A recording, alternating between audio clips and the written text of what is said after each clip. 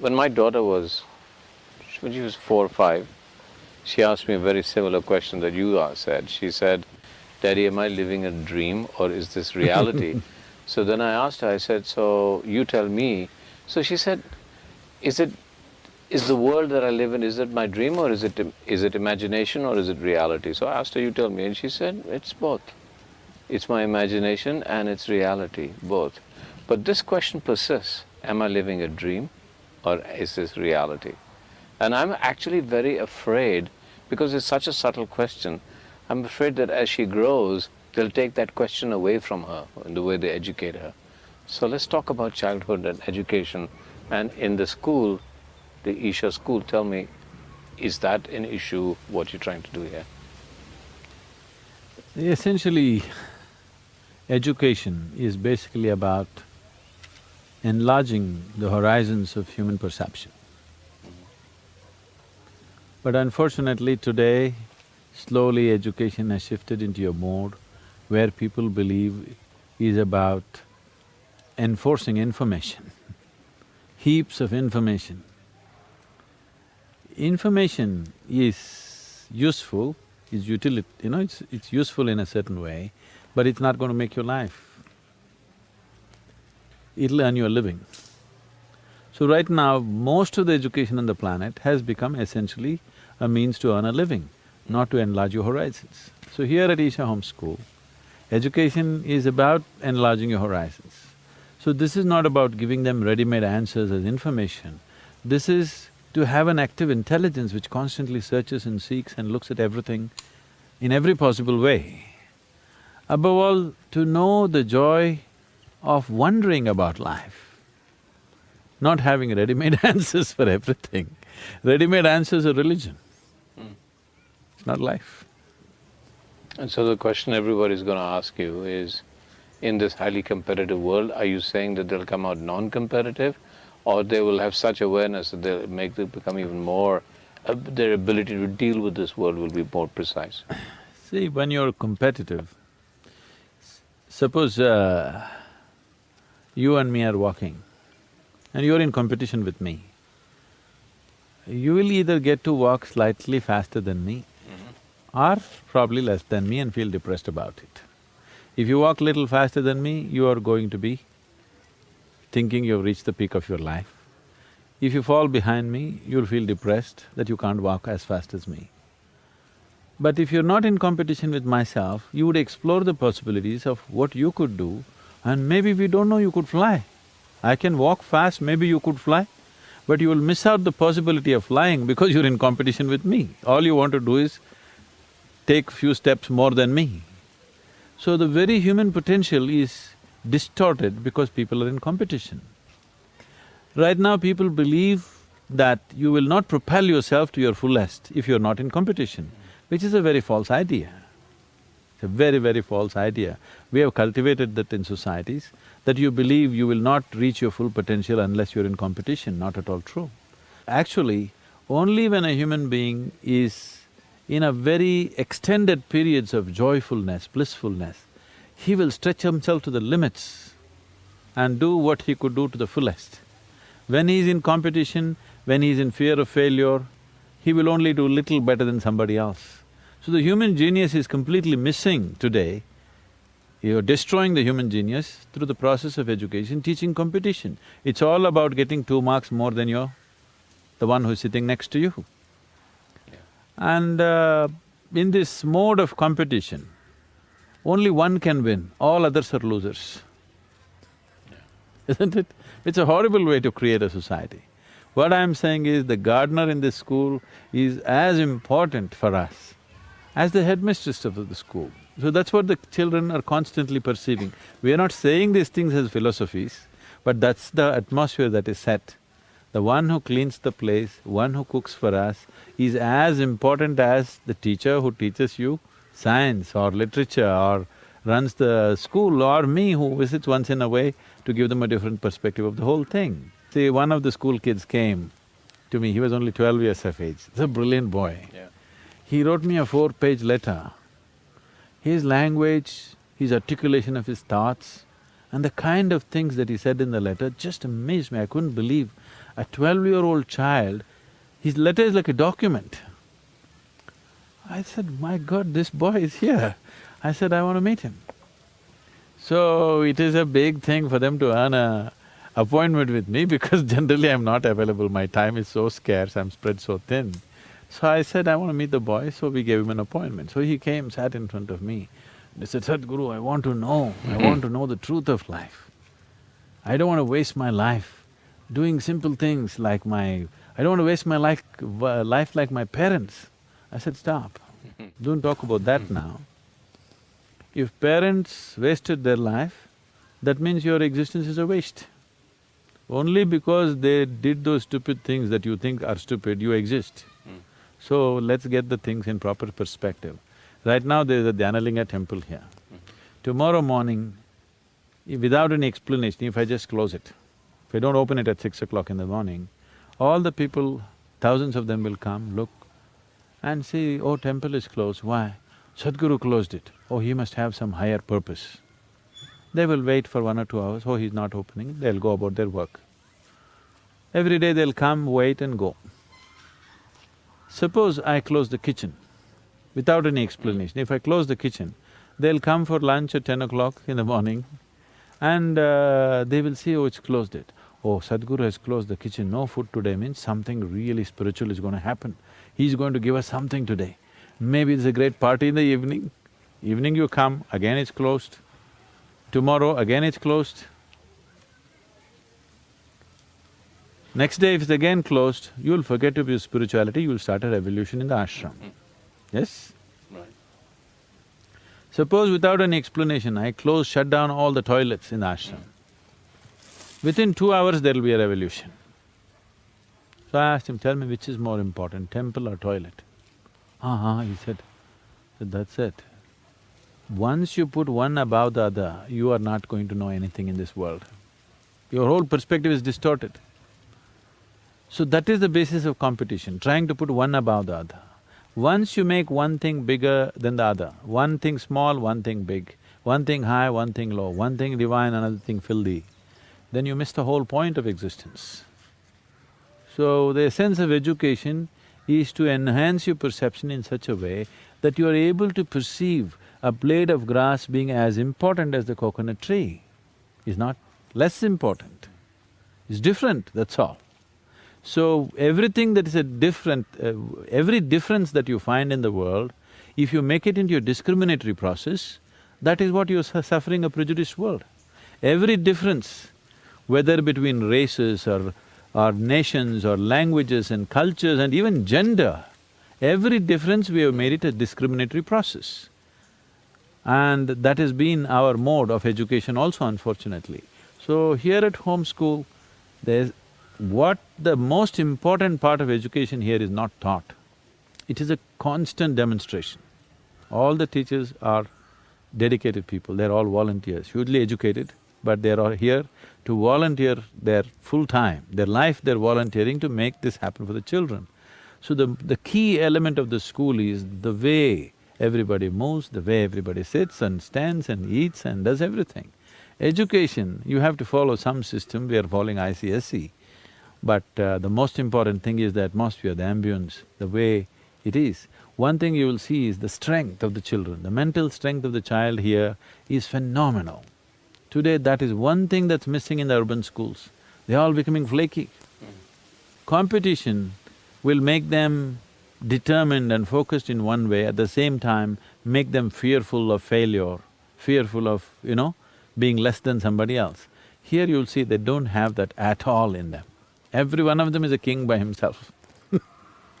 I notice that. I've seen the children, and I saw these children, but I've seen other children, and what surprises me mostly is that there's a certain sense of alertness in them.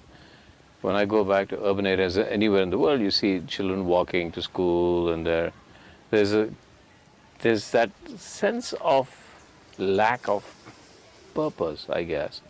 Now, I can't impose purpose on kids, but I have to say, whenever I've seen kids from the Isha school, wherever I've seen them, they're completely alert. They seem to be going from one place to another with a sense of identity and sense of doing something. And I find that, and with a lot of happiness. It's not that they don't laugh. See, getting to know something, for any human being, getting to know something, moving into a new area of life, learning is always a joyful process. But unfortunately, schooling is not a joyful process for most children. I must tell you this. Yeah. When I was just in my sixth standard, the President of India died. And we got 2 days leave. The school was closed for 2 days. We went to the school, then we came to know he's dead and they announced that it's holiday today and also tomorrow. So all of us met, me and my friends. Wow, the president died means we get 2 days. We didn't know this until then. 2 days off. Suppose the Prime Minister dies, how many days? Chief Minister dies, how many days? In our minds, we're just killing the whole cabinet, one by one. If they all die this year, how many days off will we get? Why is school such a horrible place? Because learning is always a joyful experience for any human being. Or should be. It is actually, when you get to know something new, there is a certain invigoration of energy within you. But that's not happening in the school simply because of the way it is delivered. So, that's the reason I started this school and I wanted that to be different, that people must be excited about learning. You won't believe it, at 11:30 in the night, some children can't sleep. They say, Akka, please, Akka, open the library, I just want to see this one thing. You know, this is a regular thing, I just want to… just Akka, I won't spend time, 5 minutes, I want to just see… He wants to know before he goes to bed. He can't go to bed without knowing that now, because it's always like that. So, to keep that enthusiasm up, to keep that inquisitiveness up, longing to know, that is the job of the teacher. Knowing is the child's job. Here the teacher is just working to keep that up, the longing to know. So, any special techniques you developed here, in sense of… I mean, I wish that I was taught mathematics differently, and now, you know, at this age, I'm obsessed with mathematics. But I should have learned it that, and all I can remember is the fear of maths. They're employing nothing very special as such, because what I see is, it is information versus inspiration. Here, they're inspired, that's why you see them moving about with such energy, because they're inspired. Information, if you have an alert mind, you can gather any time. And today, the way the technology is developing, you carrying all the information in your head is not anymore relevant, you know. It's all there on the net. If you have an alert mind, when you want it, you have it. They're doing very well academically also. And are you planning to open more schools? I thought because there's so much demand, we thought at some point we should open maximum of 4 schools in India, this kind. One in the western… this is the southern one in the western sector, northern sector and eastern sector. But opening a school like this will not happen because you build buildings. You have to get those kind of people who are committed to making it happen. That's always a challenge because dedication is a scarce material in the world today. Though we are enjoying that much in Isha, still it's a very scarce material in the world. Everybody is always doing something thinking, okay, what will I get? Not doing something simply because they love to do it. Those people are very small number. So we're talking about childhood, innocence, and its relevance to us as adults. I didn't talk about innocence, I don't think a child is innocent. Okay. Oh, he can be very mean. Okay, if he doesn't get what he wants, he'll get very mean. Yeah. Okay. The beauty of the child is he's flexible. That's all that needs to happen to the adult also. Not that he's innocent, ignorant, this, that's not the point. The point is that he's flexible. That's the most important aspect of the child. The same thing comes to the adult, he's also fine. Generally, it's become fashionable for people to say, like a child. Somewhere they're thinking adulthood is evil, childhood is a good thing. No, child is just in the making. Adulthood is the real thing. Even so-called spiritual people go about saying, I'm like a child. So I keep asking people, do you really want to be a child? Suppose at the age of 6, your body and your mind stopped growing and you remained a child, Is that a great thing? We'll call you a retard, Yeah. isn't it? Yeah. Isn't it good you've grown out of your childhood? Because you made a mess out of your adulthood, you are aspiring for your childhood. I think adulthood is great. Do you think the children have that kind of perception that we then have to work towards? Do you think we need to uneducate ourselves? Do you think that the normal learning processes that we go through in modern day life is actually lessening our ability to become greater human beings or more perceptive? No, Shekhar, the thing is, what you know is not the problem in your life. The more you know, the better it is, okay? That's why you're trying to know. But now you're complaining, knowing is a problem, I have to unlearn. No, I wouldn't say that. Knowing is not causing… what you know, knowledge is not causing problem. You're identified with what you know, that is what is causing problem. If you learn to be not identified with what you know, all that you know, whether it is considered great knowledge or it's considered filth on the street, both are useful actually to live a life, isn't it? So knowledge is not the problem. You get identified with every bit of information that you gather, that is the problem. Identity is the problem, knowledge is not the problem. So you're… somewhere when you say, I want to be like a child, you're celebrating ignorance. And I'm singing Asatoma Sadgomaya and you're saying No, knowledge is not the problem, knowledge is not the burden, identity is the burden. You get identified with limited things that you know, that is a problem. So let's talk more about identity. Let's explore the idea of identity. Then who am I beyond my knowledge, my identity, all the things that we talk about? Who am I? It's a question that everybody will ask you, Sadhguru, I know, and it's a very large question. So let's start with identity. What do I identify with in myself that I say, this is me? And when you say, well, actually, this is just your accumulations. So then what do I identify with, if anything? See, to operate in the world, to function in the world, you need an identity. Now, you can't go in Mumbai and somebody asks you, who are you? You can say, I'm a nobody. That would be ridiculous. So, to function with people around you, to function in the society in which you exist, you need an identity.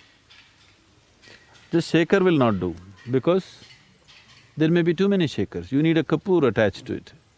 So it's giving you an identity. If you say Shaker Kapoor, even if I don't know anything about you, just listening to your name, one thing I know, oh, he's from India.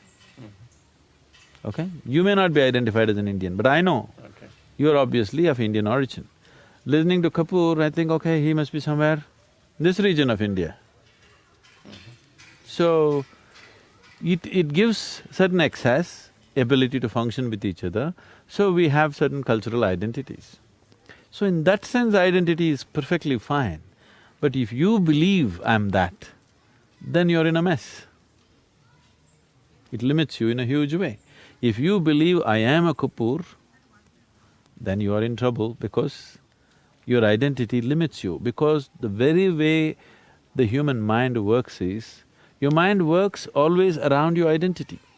What you're identified with always seems to be right. What you're not identified with doesn't seem to be right. See, yesterday in the program that you went through, there was a man from Islamabad, he's Pakistani. And the guy did not tell anybody that he's from Pakistan because there's a whole lot of situations going on, whatever.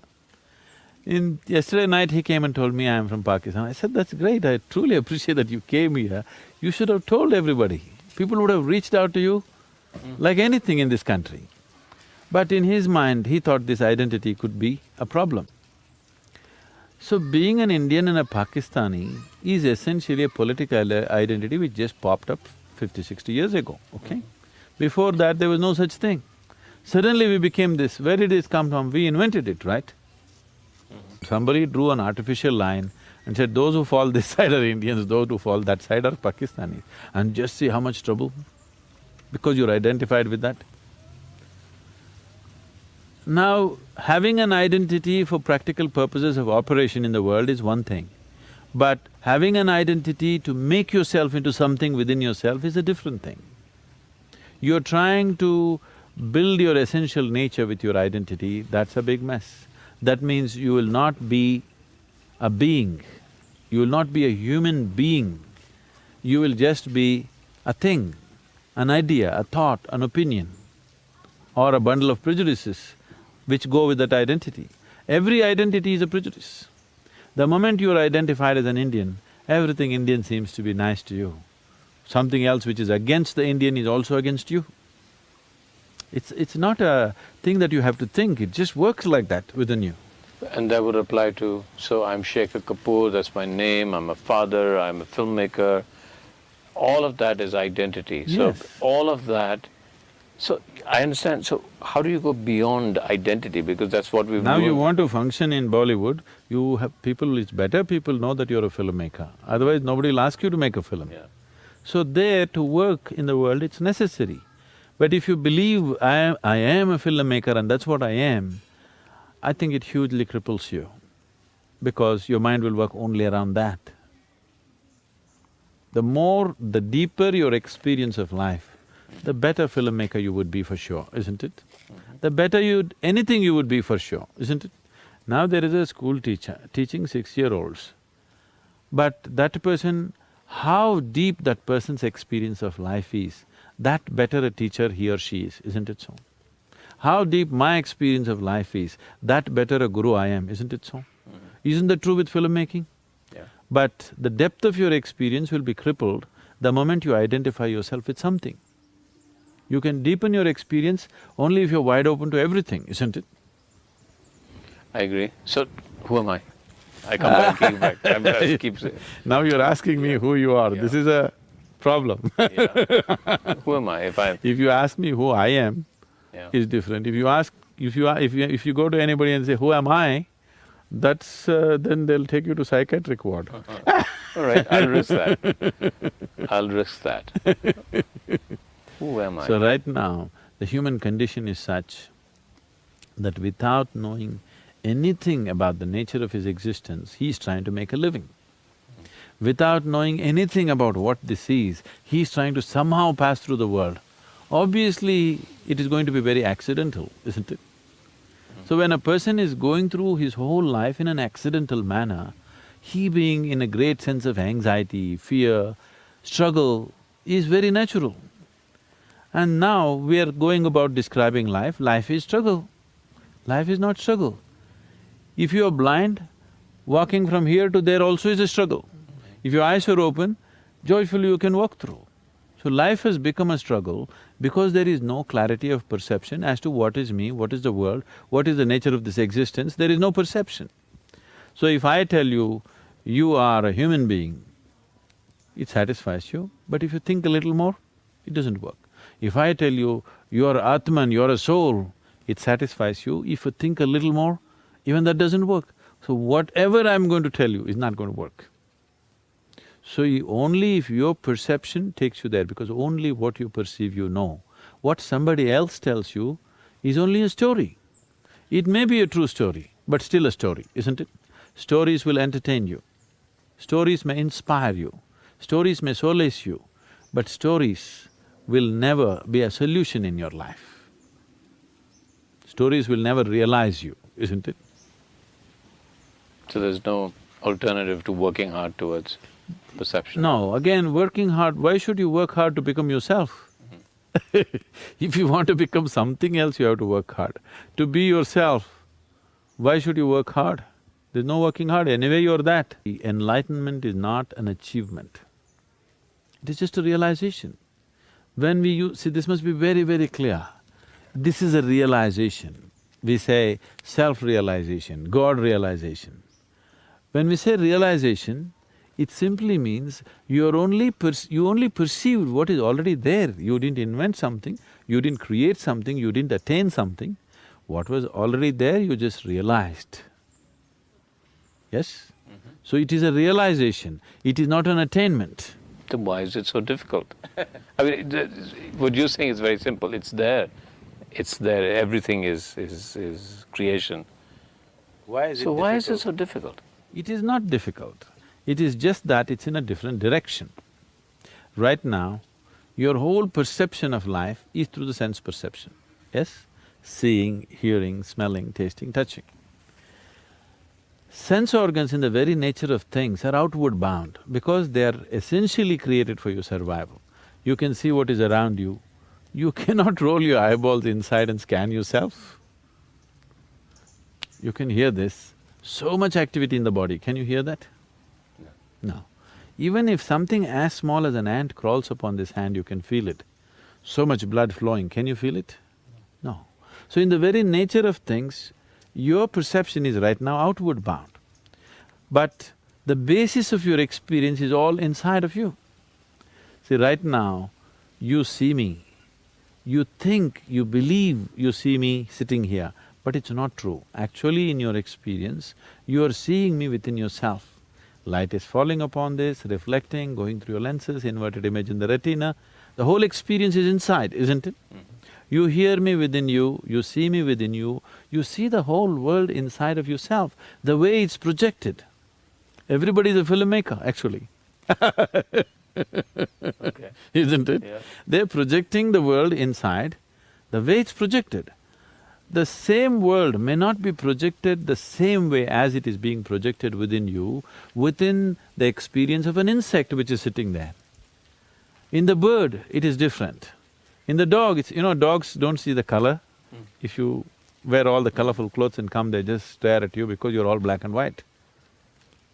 Today, there is substantial knowledge about this thing that neurologists are telling you, whatever you see is broken, the information is broken into 14 different aspects, and you are actually seeing me in 14 different parts of your brain, not in one place. If one part of it doesn't work, you may not see the color. In another part doesn't work, you may not see the texture. So, you understand this being a filmmaker, isn't it? You can take a camera and do this to get the color right, to get the texture right, to get the form right, to get everything right. There is a certain thing involved. So all this is happening within you in many different ways. It is just not the way you're seeing it, it's in many different ways as it is necessary for your survival. What is day for you is night for somebody else, isn't it? Another creature thinks it's night. What is night for you is day for them. So even what is light and darkness is your making. So that's why in this culture, we went on saying it's your karma, it's your karma. When we say it's your karma, karma means action. When we say it's your karma, we are saying your experience of your life is 100% your doing. It's your doing, nobody else is doing. So right now, your sense organs are all outward bound, but the basis of your experience is within you, you have no way to access it. Who you are is within you, but your perception is all outward bound. So this is like, someone came looking for Isha Yoga Center to a close-by village. And they asked a local boy, how far is Isha Yoga Center? And he said, it's 24,996 miles. I said, what, that far away? He said, yes, the way you're going.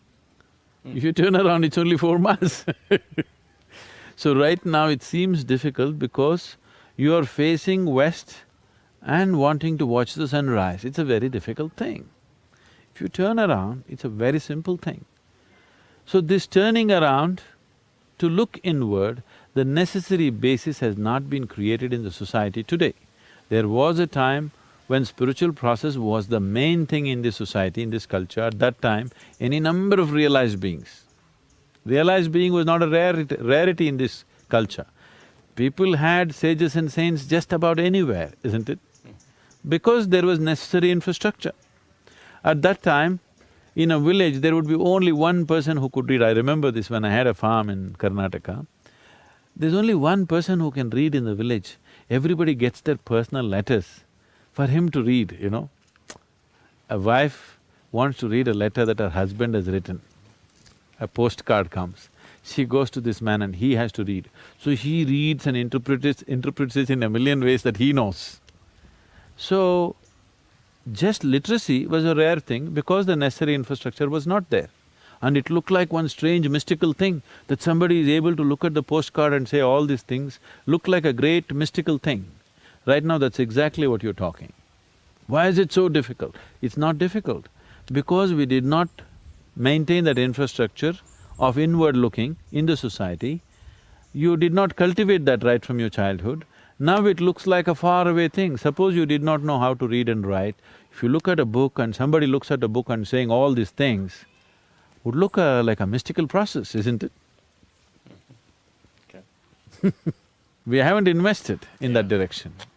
So that's exactly what we're trying to build now, to build an infrastructure of spiritual process in the world, to give the necessary infrastructure, because no society has invested enough towards the inner well-being of a human being. We have hospitals, we have schools, we have toilets, we have this, we have that, but we don't have enough infrastructure for the actual well-being, the inner well-being of a human being, because your well-being and whatever else you go through, your joy and misery happens within you. Your pain and pleasure happens within you. Agony and ecstasy happens within you. Everything that happens to a human being happens within you. For that we have not built any infrastructure. So there was a time, there used to be… They say Krishna built about 1400 ashrams across the country, the northern plains, because he felt that's an infrastructure that's needed for the society to live well. So we don't have such infrastructure.